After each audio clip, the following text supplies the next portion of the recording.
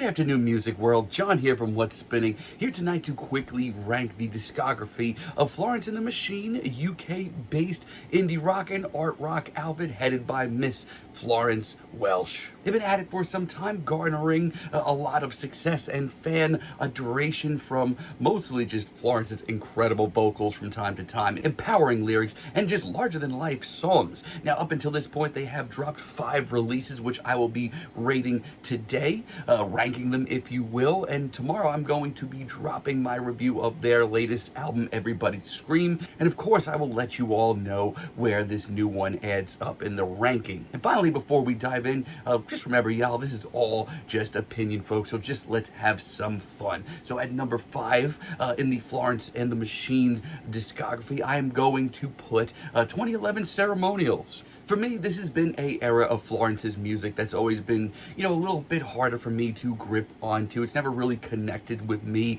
as much, and there's a few reasons why. There's a couple of glaring things about this record that have never really sat well with me. For one, the production. I've always thought this thing's a little bit overblown, a little bit too just nice and shiny at the end of the day. And I will say that production does lead to some pretty big moments like Shake It Out or Never Let Me Go. This is exactly what I want to hear from Florence and company. Genuine, larger-than-life anthems. But the lows of this record just annoy me so much, and I feel like songwriting-wise, hook-wise, performance-wise, Florence has done nothing but grow from this record. It's certainly not the worst thing, though. Now, at number 4, I'm going to put 2009's Lungs. Now, before you jump to conclusions on this one, hear me out. I do know that this is in very much a lot of ways a sacred record to Florence and the Machine fans, an untouchable one that came to them when they needed it the most, and I understand that completely. My major issue is, once again, I just feel like Florence has grown so much since this record. Now, I will say the vocals on display here, they are still fantastic. They soar throughout this whole record, and there are some great moments. It's a very urgent release. The emotion is here, and if this album means a lot to you, I totally get why. There's also some really great moments like Hurricane Drunk and the fiery kiss with a fist. But I've never been a Dog's Days Are Over guy, and I just feel like the band has grown so much since they put this record out. Now, at number 3, I'm going to put 2018's High as Hope. This is a record that I feel like needs to be talked about a lot more. I enjoyed it when it dropped, and it's only grown on me since. For Florence, this just comes off as such an important record. Her very emotive vocals have always carried a lot of the band's music, but on this record, they just sound a little bit closer to the heart.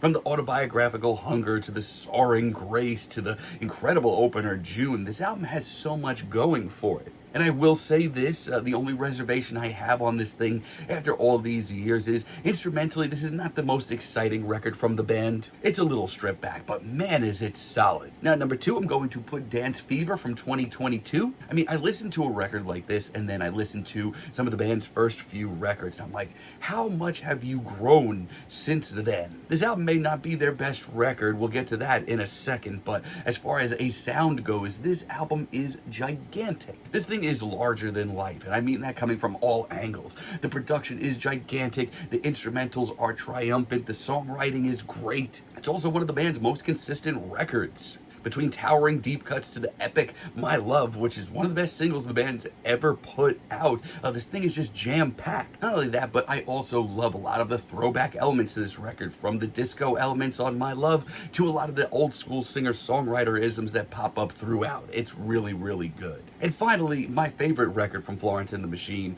is 2015, How Big, How Blue, How Beautiful. Oh, hell yeah, this is a great record from Florence and the Machine. At the time that this record came out, I wasn't really clicking with their material, but this record changed that overnight. The instrumentals across this album absolutely soar and complement Florence's vocals incredibly. They have so much life and elegance to them. And speaking of the vocals, some of Florence's best vocal work shows up here.